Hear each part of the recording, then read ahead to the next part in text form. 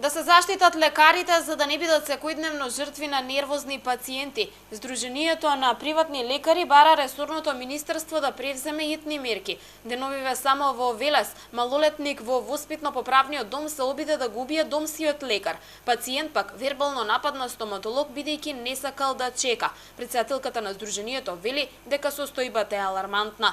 Сметам да е крајно време здравствените власти, тоа е поточно Министерството за здравство, да го вратат името доктор на пиедесталот каде што му припаѓа во здравствениот систем. Не смее да се дозволува овакви агресивности и преголемите права не донесоа од премногу демократија, отидовме во анархија.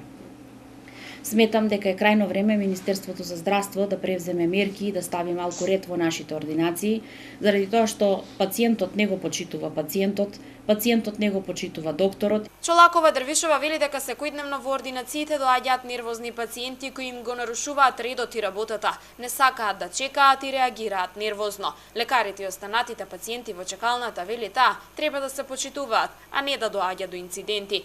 Ред мора да се стави.